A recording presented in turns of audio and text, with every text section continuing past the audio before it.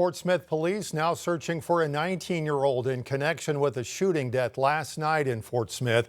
Police say they are looking for 19-year-old Jasmine Johnston in connection with that shooting. Johnston is wanted now for first-degree murder and aggravated robbery.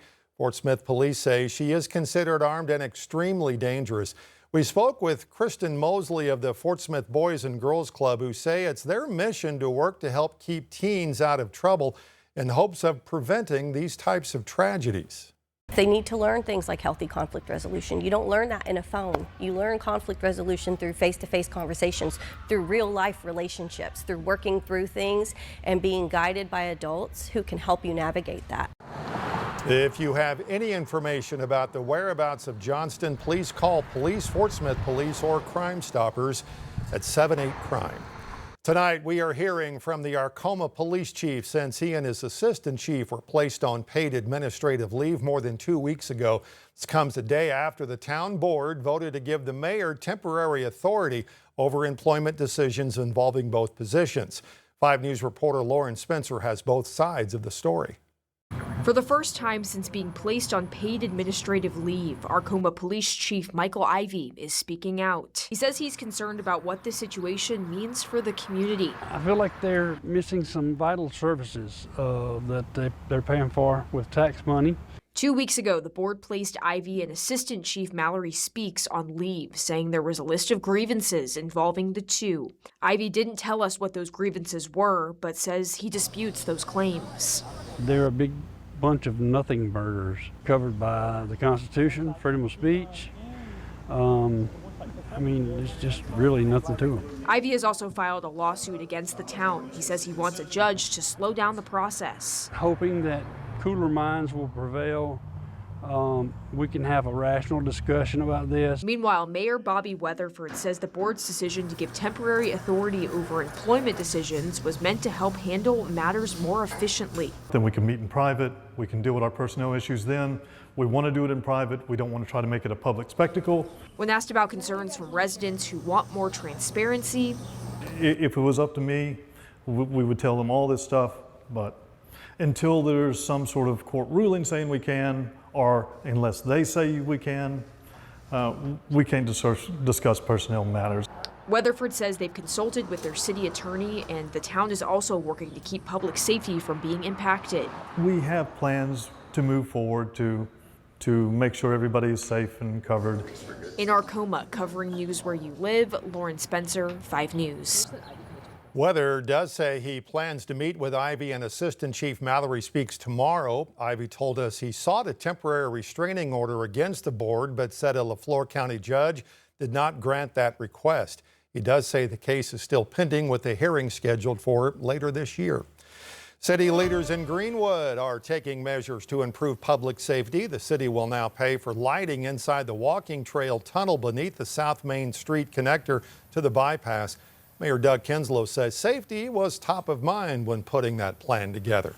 We've got one other tunnel in Greenwood on our park system, and then we go under a bridge. So it's just always been something that we looked at to make sure that people are safe. And so we've got lighting, I think, in both of those areas, or at least one of those areas. So it was just a safety issue. Hey, let's keep people out of the dark, literally. That lighting project estimated to cost about $11,000. The owner of a car wash in Springdale suing the city, claiming a road project is hurting business. For more than 2 decades, Tidal Wave USA has operated at the intersection of Robinson and Powell.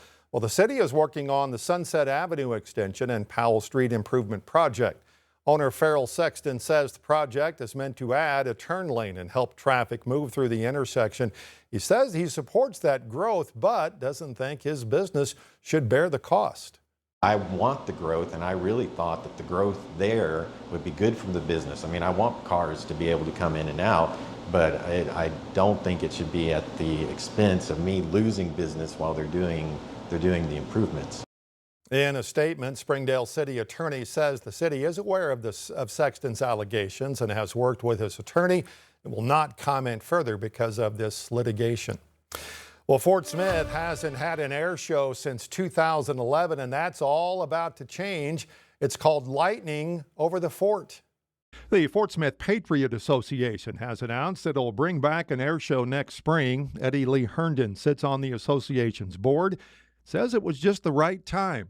If you go back to our military operations and the foreign military sales and the excitement with bringing the F-35s to Fort Smith, and we'll have F-16s with Singapore, it really created some momentum.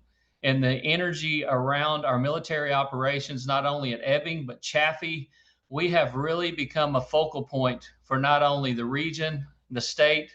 Herndon says the idea is not only to show off those operations, but honor those who serve.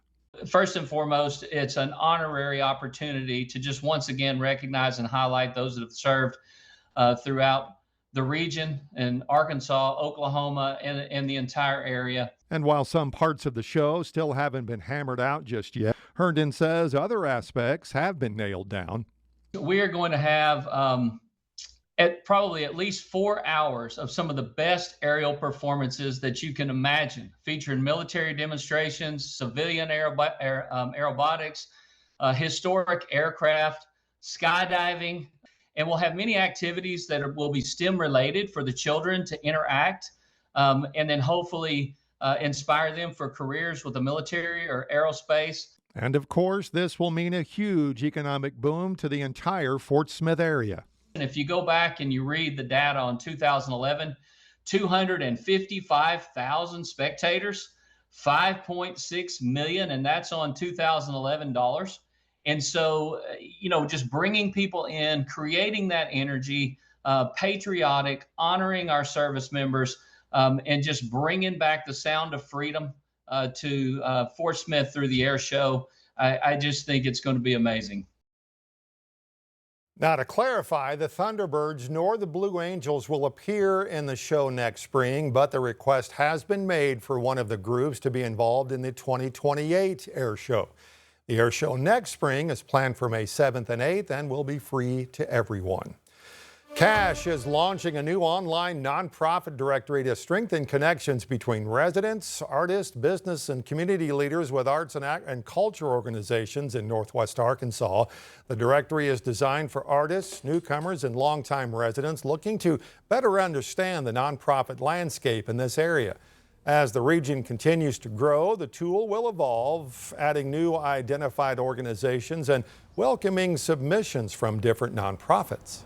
Most organizations are working in silos, working on their missions directly, and trying to get the word out about what they're doing simultaneously. It's a lot of work to run a nonprofit, and so this is our attempt to bring the community together to sort of bridge that gap.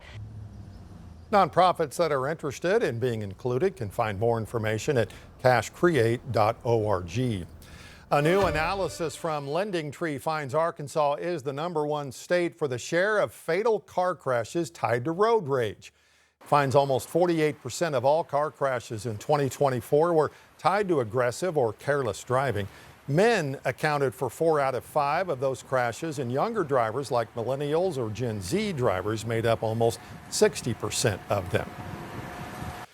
Arkansas State Police reporting a fatal single vehicle crash on Highway 23 near Eureka Springs. It happened early Saturday morning.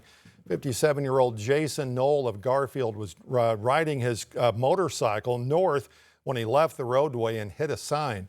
No one else was injured, and weather and road conditions were dry and clear at that time. State and local law enforcement are going after speeders. Starting Friday, police will be increasing patrols and enforcement efforts to reduce speed-related crashes.